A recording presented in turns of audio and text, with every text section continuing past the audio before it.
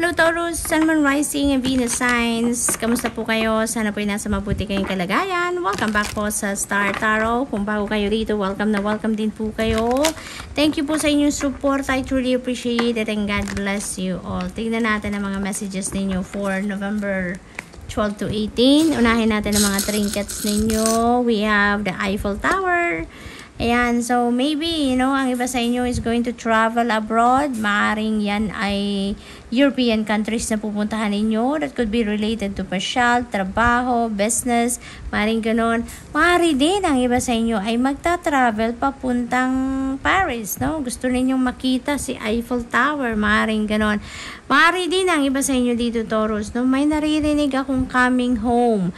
Maaring ang iba sa inyo dito is traveling from Paris, no? Pauwi, maaaring ganon, or maaari din naman naggaling kayo dito at pabalik na kayo sa home ninyo sa Paris, maaaring ganon ang ganap, no? This could also be travel plans, no? Travel plans pa lang, plano pa lang, maaaring ganon. So we have Zebra. Ayan, this is about determination, no? So you're going to be very determined siguro, no? Doon sa plano ninyong pagbabiyahe, sa pamamasyal or pagtatrabaho abroad, no? Maaring magiging determinado talaga kayo. Maaring papunta pa lang kayo or nagpo-proseso pa lang kayo ng mga travel ninyo, document siguro, mga ganon. We have alarm clock. Ayan, Taurus, ang iba sa inyo dito, napipressure. Maaring may pressure para dyan sa pasyal na yan o sa pagta-travel na yan, no? Ano man ang rason ng pagta-travel na yan, maaring may pressure na hinahatid sa inyo yan, no? May nararamdaman kayong pressure. Maaari din naman na yung pressure na to is related sa trabaho, sa career, sa negosyo, sa relationship. Maring meron kayong goal dito na gusto ninyong abutin, gusto ninyong mangyari, at napipressure na kayo. Maaari din ganon ang ganap.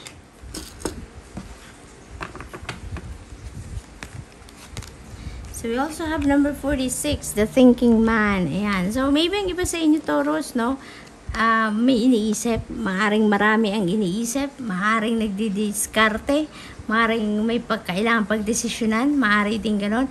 Maaari din naman na yung pag-iisip na to is about studies, maaring ganon, maaring strategy sa negosyo, pag-aaral, no? Maaring ganon din, diskarte sa buhay in general, maaari din ganon ang sitwasyon ng iba sa inyo dito. Maaari din naman ang iba sa inyo is curious about something, no? Maaring nagre-research, nag-aaral, no? Maaring ang iba bumalik siguro sa school to expand your knowledge, to expand your studies, maaring ganon din ang ganap, no? We have contract, and so may mga kontrata kayong pipirmahan around this time. Maari naman din na kontrata to sa mga legal documents to, no? Maaring napipick up ko din dito, maaaring meron magpapakasal dito, marriage contract ang pipirmahan ng iba sa inyo dito, Taurus. So good luck and congrats, no?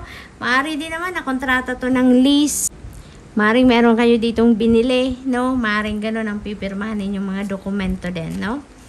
We also have number 33. Ayan, alam mo, nakita ko agad dito number 6. Kasi si number 33, that becomes number 6, diba? 3 plus 3 is 6. Si contract number 6. Tapos ang last number ni thinking man is also number 6. So this is angel number 666, Taurus. So please look up for the meaning of angel number 666 for more guidance, and also number 33. Master number 33, pakitignan po ninyo for more guidance. No, maraming synchronicity agad dito, no, ang lumabas para sa inyo. So ginagabayan kayo dito ng Divine Universe. Meron ditong mga impormasyon na kailangan ninyong mabasa, kailangan ninyong marinig, no? Yung ganon. Kaya pakitignan po ninyo 'yon, no? Kung meron kayong oras. At dito naman sa Door to Romance, this is a new love connection na mabubuo dito. Maaaring meron ditong magi-start ng bagong romantic relationship, no? For some of you, merong ganon ang ganap. New beginning ito pagdating sa relationships. So tignan natin kung ano pa ang ganap for you, Taurus. We have protection. Ayan, alalahanin ninyo, Taurus, wala kayong dapat wala kayong dapat ikatakot, you have nothing to fear, you have nothing to worry about, kasi laging may nakabantay sa inyo. Laging may nakabantay sa inyo. Siguro nararamdaman ninyo yan, ano, na something is, or someone is watching over you, yung ganon. Merong laging nakabantay sa iyo. Spirit realm is always watching you, no? Laging, maaring si God, laging nakabantay sa inyo, laging nakagabay sa inyo, yung mga guardian angels ninyo, yung ano ninyo, yung mga ancestors ninyo, mga loved ones ninyo na nag-passed on the other side. Maybe, laging kayong binabantayan, lagi kayong pinoprotektahan, lagi kayong ginagabayan. Kaya, you have nothing to worry about, Taurus, no? Rest assured na you are protected, guarded, and guided, no? Kaya, huwag kayong matakot. Wala kayong dapat ipag-alala. Renewal, ayan, frog spirit, Taurus, meron kayong swerte dito, no? Pagdating sa kaperahan, finances, money, career, may swerte na parating sa inyo dito. So, maaaring yan, financial opportunities, maaaring financial blessings ang dadating sa inyo dito. Who knows? Diba? Pag nandyan na yan, tsaka nilang yun may isip na, oo nga, no? Oo nga. So, maaari din naman dito, no, na may blockage yung iba sa inyo dito from receiving these blessings, no, from receiving these financial blessings, no, may blockage. Kaya maaring maaring mga negative energies to, negative thoughts, negative feelings, emotions, mga ganon. Kaya kailangan ninyo na mag-renew. You need to bring the balance back in your life. You need to renew yourself nang sa gayon, maalis ninyo sa sarili ninyo, sa energy field ninyo, yung mga negativity na to, nang sa gayon, ma-welcome ninyo, no? Walang blockage, no? Ang between you and your prosperity and abundance dito and financial blessings. So, kailangan ninyo dito na magmuni-muni, maaaring mag-reflect kayo, introspection. Kailangan ninyo gawin yan, no, nang sa gayon makapag-isip-isip kayo kung anong mga parte ng buhay ninyo, ng sarili ninyo na hindi naman na kailangan sa buhay ninyo, parang clutter na lang yan, at kailangan na ninyong tanggalin nang sa gayon, makapag-welcome kayo, makapag-make room kayo sa sarili ninyo na meron kayong mapaglagyan ng opportunity nito para sa prosperity and abundance, no? So, what else? We have refuge. Ayan, kailangan nyo talaga to mag-reflect. Yan ang sinasabi din ito. Kailangan ninyo na mag-step back ng kahit konti lang doon sa kung ano man ang pinagkakabisihan ninyo, kung ano yung kumukuha ng inyong oras, panahon. Konting oras lang to, Taurus. Step back kayo nang sa gayon mabigyan ninyo ng pagkakataon ng sarili ninyo to find your inner refuge, to find your time na mag-reconnect kayo sa higher consciousness ninyo, no? Sa soul ninyo. You really need to do that. Parang yan it's a must para sa inyo. Gawin ninyo na magkaroon kayo ng kahit konting saglit lang para nang sa gayon makapag-muni-muni kayo, makapag-meditate kayo, makapag-prayer mode kayo, Taurus, no? Napakahalaga. Dalawa na sila, maaari din stressed out na ang iba sa inyo dito, kaya kailangan nyo din na magpahinga. Maaring ganun din ang ganap. We have Ace of Swords. You are getting the epiphanies, breakthrough na kailangan ninyo sa buhay ninyo, nang sa gayon malampasan ninyo kung ano man ang kailangan ninyong solusyonan, problema, challenges na kailangan ninyong malampasan, You're getting that new ideas, new inspiration, na yun ang magbibigay ng clarity sa inyo, nang sa gayon makapag-move forward na kayo, makapag-move on na kayo, sa kung ano man ang challenging situation na to na kinabibilangan or na-experience ng iba sa inyo dito, Taurus, Significant breakthrough is coming in at mapagtatagumpayan ninyo kung ano man ang problema ang kinakaharap ng iba sa inyo dito, and that is going to create a beautiful change sa buhay ninyo. Meron ditong bagong path kayo na tatahakin for sure, Taurus, After ninyong pagtagumpayan ang kung ano man ang mga problemang ito, kung meron man, there is going to be a new path na magbubukas para sa inyo para makapagsimula kayong muli, bagong buhay, bagong pag-asa, yung ganun. So, what else? We have King of Cups. Ayan. Meron talaga mga downloads din na pinapadala sa inyo dito. You're very sensitive ngayon, very intuitive, dahil meron kayong mga mahahalagang impormasyon, mahahalagang gabay na kailangan ninyong marinig, kailangan ninyong mapakinggan, kailangan ninyong ma-access, no? Kaya Taurus, napakahalaga talaga na kayo, find your refuge, no? Find your time para makapag-renew kayo. Sama-sama yan, no?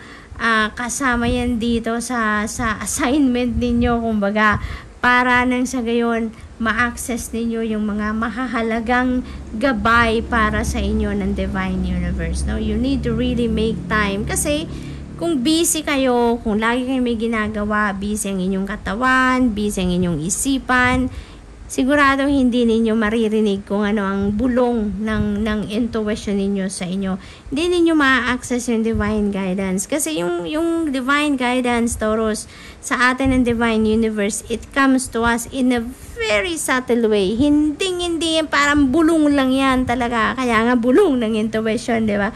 Bulong lang talaga yan. Kaya kung marami tayong iniisip, marami tayong ginagawa, busy tayo lagi, hindi talaga natin maririnig kung ano ang laman, no, ng intuition natin, kung anong mensahe sa atin ng Divine Universe. Kaya dito, no, sa cards na to, sinasabi sa inyo na please, Taurus, pakinggan ninyo ang gabay, no, ng Divine Universe dahil makakatulong yan sa pag-navigate ninyo ng inyong mga sitwasyon sa ngayon, no?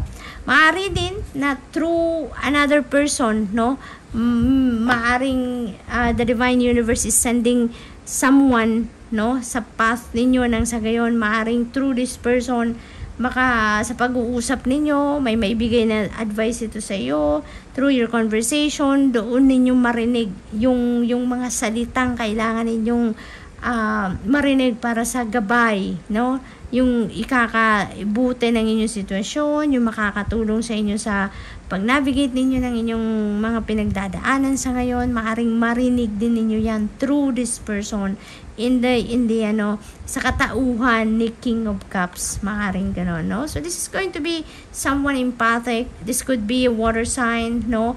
Maaring maaring Cancer, Scorpio, Pisces, yan, no, na maaring makausap ninyo at siya yung maaring panggagalingan din ng mga gabay, no, na kailangan ninyong marinig around this time.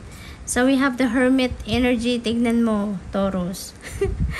3 cards, pare-parehas ang sinasabi, no? Na kailangan mo talagang mag-solitude, kailangan mo mag-inner work, kailangan mo ditong magmuni-muni, mag-reflect, introspection. Yun ang mga kailangan ninyo.